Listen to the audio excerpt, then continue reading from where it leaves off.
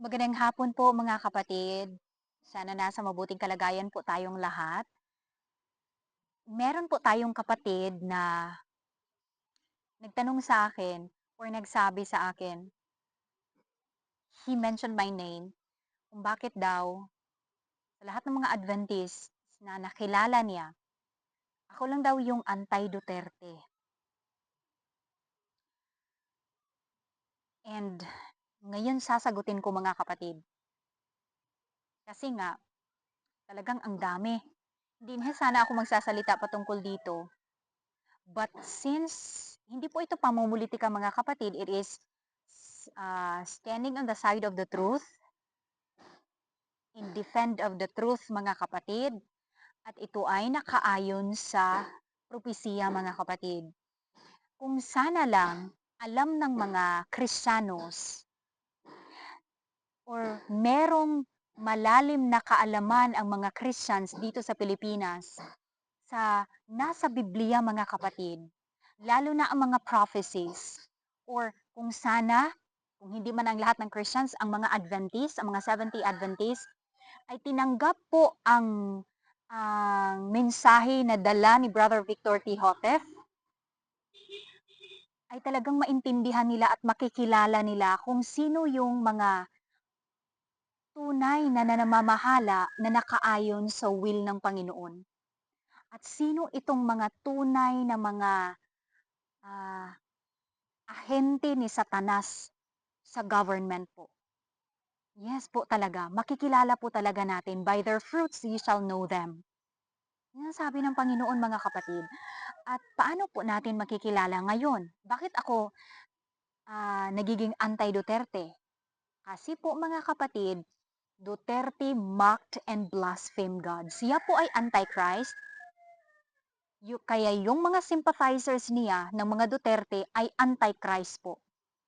Hindi po ko takot na sabihin yan, antichrist po ang mga sympathizers or mga pro-Duterte. Ito po yung mga tao na walang kaalaman po sa propesiya, sa kung ano yung fulfillment of the prophecies. Dahil ang mga nangyayari ngayon mga kapatid ay fulfillment ito sa mga propesiya mga kapatid. Isa ito sa mga signs of the times. Bakit po ba? Dahil sinabi ng ating propeta or ng propeta na pinatayo ng Panginoon sa loob ng iglesia next ni Sister Ellen White, ang ginagamit ni Satan ngayon ay to destroy lives, to harvest souls that are unprepared, ay itong mga communist mga kapatid. Sabi dito, indeed, every open-eyed observer can distinctly see that while heaven and earth wearily wait upon Christians to take the offensive against all unrighteousness, the power of evil is exerting an utterly sinister influence through Christless men and women such as bear the red torch of communism. At sino ito mga kapatid? Mga Chinese mga kapatid. Kaya yung mga pro-Chinese, pro-communist mga kapatid, sila itong mga ahente ni Satanas ngayon.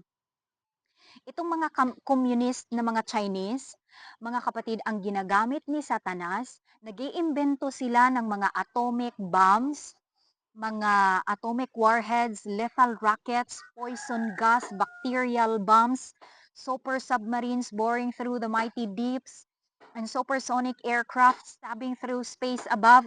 Yung ginagawa nila mga kapatid ay kanilang sinisira yung kalikasan na kung saan mag-produce ng mga calamities mga kapatid. Hindi na po natural yung mga calamity na dumarating or na nararanasan natin dito sa Pilipinas ay hindi na po natural mga kapatid. Ito ay mga man-made calamities or ginagawa ni Satan by land and by sea para ano po mga kapatid, to destroy lives. At isa pa, ang ginagawa nila, yung COVID-19 sa Wuhan, China yun nanggaling. Yun ay bacterial bomb. Para saan yun? Para para makakuha ng maraming ganansya dahil nga naka-prepare na yung mga PPE, yung mga protective gear na kanilang binibenta sa mga nations, mga kapatid. Kaya ang dami nilang pera nung time na yon. At isa pa, para din to destroy lives. Kaya alalahanin natin yung ginagawa nung unang panahon ng Egypt na 'di ba pinapatay nila yung mga bata na walang kamuwang-muwang dahil hate ng mga Egypts or ni Pharaoh yung mga Hudyo.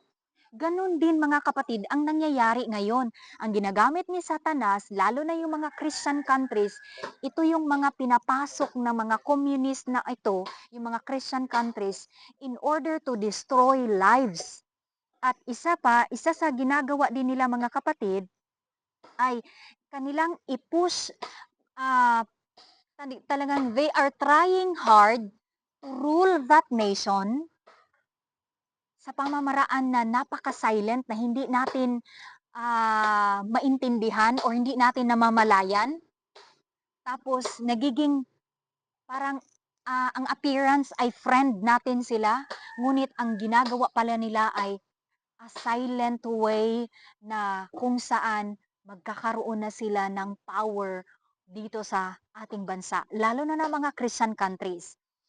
Pushing the church out of all communist dominated countries. So talagang yung ginagawa nila, in other words, papasukin nila ang mga nations, mga kapatid, at ah, they were they are trying to rule that nation, to dominate that nation. Ang gagawin nila, isa sa gawain nila, intermarrying. Yun mga kapatid. At dahan-dahan nilang gagawin yung ipapagawa ni Satanas sa kanila. Kasi nga, itong mga taong ito mga kapatid ay mga antichrist ito. Sila po ay hindi naniniwala sa Diyos. Kaya nga, itong si Duterte na hindi naniniwala sa Diyos ay kaanib nila mga kapatid. No wonder na ang dami niya, yung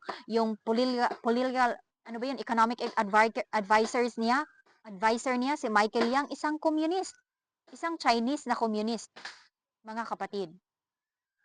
At ang ginagawa pa nila, hindi lang yan, nagpapapasok sila ng mga droga para sirain ang mga utak ng mga Pinoy na mga Kristiyanos. Yun po yun mga kapatid ang ginagawa nila. Kung naintindihan lang sana ng mga Christians, ng mga Adventists, itong signs of the times, itong fulfillment of prophecy, they will never be a sympathizer with Duterte po, of Duterte. Hindi ito pamumulitika mga kapatid, ito'y pagsasabi lamang ng katotohanan. Kasi isa sa ginagawa nila ay hindi na po nila irespeto yung constitutions natin, yung batas natin. At alam natin mga kapatid as a Christian country na yung batas natin mga kapatid ay grounded yan sa batas ng Panginoon. Nawala po na sa panahon ni Duterte, ano yung nalagay sa isip ng mga tao? Yung yung okay lang, patayin diretso na walang due process. Kahit mapatay pa yung mga inosente. Ano pa? Yung pagmumura, yung paghamak sa Diyos. Mga kapatid, yun po ang nangyari. At kabastusan sa bibig. Yun po yun ang nangyayari. Out of the abundance of the heart, the mouth speaketh. Hindi pa nai-uphold ba or naitaas ba ang Diyos nung panahon na yun? Wala po talaga mga kapatid.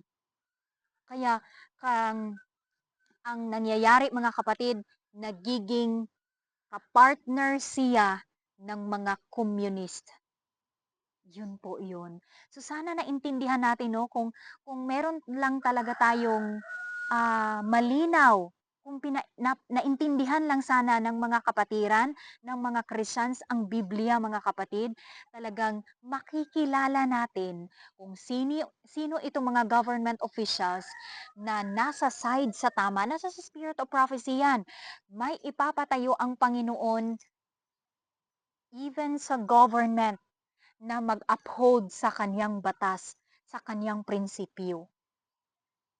At meron ding mga sakaaway. At alalahanin po natin mga kapatid, mas marami po ang sakaaway. Kaya nga, dito din sa loob ng ating iglesia, mas marami ang tares kesa sa wheat, mga kapatid. Sana po mabuksan ang ating mga puso at isipan, and may God bless us all.